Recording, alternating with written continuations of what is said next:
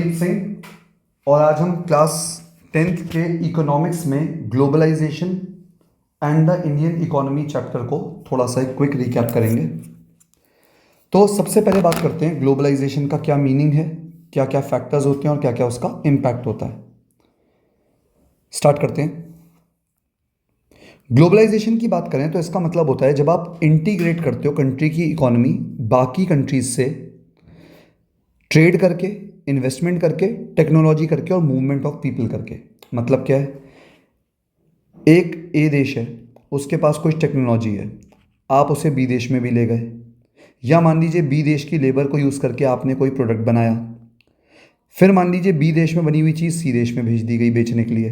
तो क्या हो रहा है, आप लोगों को ट्रेड के थ्रू कनेक्ट कर रहे हो। तो इसी को हम बोल देते हैं कि ये ग्लोबलाइजेशन हो रहा है। तो अगर हम बात करें तो एक लाइन आती है कि पहले production was mostly with in the countries but trade link the Nations. कैसे, आप लोगों ने सिल्क रूट वगैरह के बारे में बातें सुनी होंगी कि पहले भी कहीं ना कहीं सिल्क रूट के थ्रू ट्रेड चलता था। तो पहले भी सिल्क रूट से ट्रेड होता था, अब भी ट्रेड है, पर अब कुछ आगे और देखने को मिल रहा है। क्या देखने को मिल रहा है कि अब एमएनसीज आ गई हैं। एमएनसीज मतलब मल्टीनेशनल कंपनीज, जिनको हम मल्टीनेशनल कॉरपोरेशन का नाम देते हैं। अब मल्टीनेशनल कॉरपोरेशन का मतलब क्या है कि हो सकता है ये रॉ मटेरियल ए कंट्री से निकालती हैं, प्रोडक्ट बी कंट्री में बनाती हैं, सी कंट्री में उसकी ब्रांडिंग करती हैं और मान लो डी में बेचती हैं। यानी वो कंपनीज जो अलग अलग देशों में काम करती है मिलकर, उसको हम बोल देते हैं मल्टीनेशनल कॉरपोरेशंस।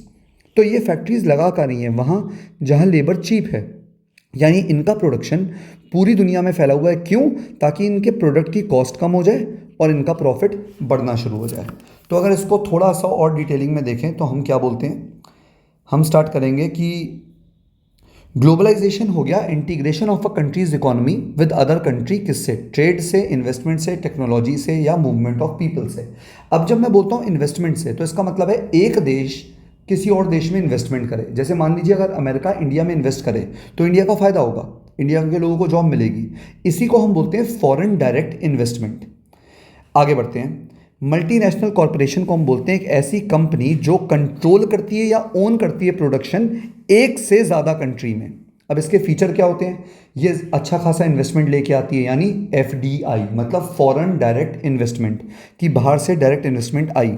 ये कई कंट्रीज़ में ऑपरेट करती है, इसका प्रोडक्शन ग्लोबल है और ये लोकल कंपनीज के साथ मिलके भी कई बार काम करती है। तो अगर आपसे पूछा जाए फीचर्स ऑफ मल्टीनेशनल कॉरपोरेशन क्या क्या होते हैं, तो आप ये सब बोल सकते हो। अब इसके बाद आता है कि फॉरेन इन्वेस्टमेंट क्या है। जब एक देश की कोई कंपनी दूसरे देश में पैसा लाके इन्वेस्ट करे तो उसको हम बोल देते हैं फॉरेन डायरेक्ट इन्वेस्टमेंट। आगे बढ़ते हैं। Interlinking production across countries. हमने कहा एमएनसीज क्या कर रही हैं, चीप लेबर वाली कंट्रीज ढूंढ रही है। और कौन सी कंट्री ढूंढ रही है जहाँ पे मार्केट भी लार्ज है। जैसे आप देखो, चाइना में बहुत सारा सामान मैन्युफैक्चर होता है यूएसए की कंपनीज का, क्योंकि वहाँ लेबर चीप है। और वो इंडिया में उन्होंने ऑफिस खोल रखे हैं क्योंकि इंडिया में उन्हें बेचना है, क्योंकि इंडिया में मार्केट ज़्यादा है। जो पैसा एमएनसी स्पेंड करती है उसी को हम फॉरेन इन्वेस्टमेंट कहते हैं। अब कई बार क्या होता है, स्पेंड करने के लिए वो कई बार किसी लोकल कंपनी से, मतलब मान लीजिए इंडिया में आए तो इंडिया की कंपनी को पार्टनर भी कर सकते हैं, या उन्हें ऐसा दिख रहा है कोई छोटी कंपनी है काम अच्छा कर रही है तो उसको अपने में मर्ज कर सकते हैं। जैसे मैं आपको एक एग्जाम्पल देता हूँ, थम्सअप एक कंपनी थी जो थम्सअप बनाती थी। कोका कोला एक कंपनी है जो बहुत बड़ा ब्रांड है। कोका कोला ने थम्सअप ब्रांड को खरीद लिया, तो अभी भी वो थम्सअप के नाम से रही है, पर वो है कोका कोला की। आगे बढ़ते हैं। इसकी वजह से जो प्रोडक्शन है अब ग्लोबल हो गया और इंटरडिपेंडेंट हो गया है। तभी देखिए हम कहीं पर सुनते हैं कि कहीं किसी एक कंट्री में वॉर है तो बाकी जगह पे भी फर्क पड़ता है। क्यों फर्क पड़ता है? क्योंकि जो चीज़ें बन रही हैं वो एक कंट्री में बन रही हैं। अब अगर वहाँ वॉर हो गया तो दूसरी कंट्री में वो प्रोडक्ट नहीं पहुँच पाएगा। अब बात करते हैं foreign trade and market integration की। फॉरेन ट्रेड का मतलब होता है जब आप कुछ खरीदते हो या बेचते हो अलग अलग देशों के बीच में। यहाँ पे फ़ायदा क्या है कि एक प्रोड्यूसर ग्लोबली अपनी चीज़ बेच सकता है और कंज्यूमर ग्लोबली अपनी चीज़ यानी बाहर की चीज़ भी खरीद सकता है। अब इससे फ़ायदा क्या हो रहा है कंज्यूमर का, ये क्वेश्चन आता है। देखिए, कंज्यूमर के पास पहली चीज़ है नंबर ऑफ ऑप्शंस आ जाते हैं। अब अगर मान लीजिए मेरे देश में कोई ए ब्रांड की क्रीम बनती है तो मुझे वही खरीदनी पड़ेगी, पर अगर मेरे देश में B C D E F brands बाहर से भी आके क्रीम बेचने लग जाएं तो मुझ पर ऑप्शन है। तो पहली बात, कंज्यूमर के लिए ऑप्शन बना। दूसरी चीज़, इसकी वजह से प्राइस चेक में रहते हैं। अगर एक जने की कंपनी होगी तो वो मोनोपोली लाएगा, वो जो मन में आए प्राइस रख लेगा, पर अगर कई सारी कंपनीज हैं तो वो प्राइस ऐसा रखेंगी कि उनका प्रोडक्ट बिके। तीसरी चीज़, क्वालिटी। अब कंपटीशन है तो सब लोग क्या करते हैं, अपनी क्वालिटी को इम्प्रूव करने की कोशिश करते हैं। तो इस तरीके से ट्रेड ने दुनिया को कनेक्ट भी करा और कंज्यूमर का फायदा भी करा है। आगे बढ़ते हैं। इसके बाद हम बात करते हैं फिर से कि फॉरेन ट्रेड और इंटीग्रेशन ऑफ मार्केट क्या रहा। तो मैंने भी आपको बताया जस्ट कि फॉरेन ट्रेड से कंपटीशन इंक्रीज हुआ है, क्वालिटी इंप्रूव हुई है, प्राइसेस रिड्यूस हुए, चेक में रहते हैं और कंज्यूमर को ज़्यादा चॉइस मिली है। अब बात करते हैं हम ग्लोबलाइजेशन शब्द का मतलब। तो ग्लोबलाइजेशन का मतलब हो गया जब कंट्रीज ट्रेड के थ्रू जुड़ रही हैं। इसमें कौन जोड़ता है? मल्टीनेशनल कॉरपोरेशन जोड़ते हैं। कैसे? गुड्स, सर्विस या टेक्नोलॉजी इधर उधर हर जगह पे बेच के और दुनिया को कनेक्ट करके। इससे गुड्स और पीपल भी एक दूसरे के संग कनेक्ट हो रहे हैं। देखिए, गुड भी एक देश से दूसरे देश जाता है। आपने सुना होगा इंडिया के सॉफ्टवेयर इंजीनियर्स भी दूसरे देशों में जाते हैं। तो यानी पीपल की भी मूवमेंट हो रही है और गुड्स की भी मूवमेंट हो रही है। अब बात आता है कि ग्लोबलाइजेशन आखिर हो किन वजहों से रहा है। तो बहुत इंपॉर्टेंट क्वेश्चन है, फैक्टर्स अफेक्टिंग ग्लोबलाइजेशन। क्यों ग्लोबलाइजेशन अब आसान हुआ है? तो पहली चीज़ है टेक्नोलॉजी। देखिए, जैसे जैसे ट्रांसपोर्ट बढ़िया होता गया है, चीप होता गया है, फास्ट होता गया है, तो अब एक देश से दूसरी देश में जाके चीज़ें बेचना आसान हो गया है। तो टेक्नोलॉजी का बड़ा रोल है। फिर इंटरनेट एंड टेलीकम्युनिकेशन। आज हम नेट पे सारी डिटेल्स एक देश से दूसरे देश भेज सकते हैं। आज हम फ़ोन पे बात कर सकते हैं। टेक्नोलॉजी की वजह से सर्विसेज की अवेलेबिलिटी ईजी हो गई है। तो अब एक देश से दूसरे देश में कम्युनिकेट करना, अपने प्रोडक्ट्स बेचना ईजी हो गया है। यानी ग्लोबलाइजेशन करने में बहुत बड़ा हाथ टेक्नोलॉजी का रहा है। दूसरी चीज़ है liberalisation. Liberalisation comes from the word liber. Liber मतलब होता है फ्री। तो लिबरलाइजेशन का मतलब है कि आपने अपनी इकोनॉमी के गेट खोल दिए ताकि बाहर के देश आके इन्वेस्ट कर पाएं। जैसे 1991 से पहले इंडियन गवर्नमेंट कहती थी कि हम बाहर की कंपनीज को ज़्यादा इंडिया में नहीं आने देंगे, क्योंकि बाहर की कंपनी मॉडर्न है, वो सस्ता सस्ता प्रोडक्ट ले आएगी और हमारे देश की कंपनीज उनसे कॉम्पीट नहीं कर पाएंगी और हमारी देश की कंपनीज बर्बाद हो जाएंगी। पर उससे प्रॉब्लम ये है, आपने भले ही कंपनी को बचाने के लिए बाहर की कंपनी रोक दी, पर अगर बाहर की कंपनी नहीं आएगी तो टेक्नोलॉजी कैसे आएगी, अच्छा प्रोडक्ट कैसे आएगा, देश में इन्वेस्टमेंट कैसे आएगी, इन्वेस्टमेंट नहीं होगी तो जॉब कैसे मिलेगी। फिर 1991 में हमने अपना एक डर हटाया और बहुत सारी चीज़ों में हमने लिबरलाइजेशन लाए, यानी ट्रेड रेस्ट्रिक्शन या ट्रेड बैरियर्स हटा दिए ताकि बाहर की कंपनी इंडिया में इन्वेस्ट कर सके। अब सपोज करो एप्पल आके इंडिया में इन्वेस्ट करती है, एप्पल का आईफोन यहीं पे बनाती है, तो जॉब भी तो यहीं के लोगों को मिली, प्रोडक्ट भी हमें अच्छा मिला और फिर वही प्रोडक्ट हम बाकी देशों में बेच भी रहे हैं, ये भी अच्छा हुआ। तो ये होता है लिबरलाइजेशन, जब आप ट्रेड बैरियर्स को हटा देते हो। तो liberalisation means removal of trade barriers and the restrictions by the government. Major step 1991 में लिए गए जब इंडिया ने इम्पोर्ट ड्यूटीज को रिड्यूस करा। मतलब बाहर से जो प्रोडक्ट आएगा उस पर ज़्यादा टैक्स नहीं देना होगा कंपनीज को। दूसरा, फॉरेन कंपनीज को डायरेक्ट इंडिया में आके काम करने का मौका दिया। अब आता है वर्ल्ड ट्रेड ऑर्गेनाइजेशन। देखिए, वर्ल्ड ट्रेड ऑर्गेनाइजेशन का कहने को तो काम है फ्री ग्लोबल ट्रेड, कि ऐसा ना हो कि एक कंट्री बोले कि मैं ड्यूटीज़ नहीं लगाऊंगी और मेरे यहाँ बेच लो, पर दूसरी क्या है, मैं तेरा सामान तो नहीं बेचने दूंगी अपने यहाँ। तो ये तो गलत बात है ना। तो WTO क्या करता है, अपनी मेंबर कंट्रीज़ के बीच इस बात का ध्यान रखता है कि सारी कंट्रीज़ एक दूसरे में सामान बेच पाए। ऐसा ना हो कि एक कंट्री तो बेच रही है और दूसरी कंट्री उसे बेचने नहीं दे रही। यानी इसका काम है कि वो कुछ ट्रेड के रूल्स बनाए।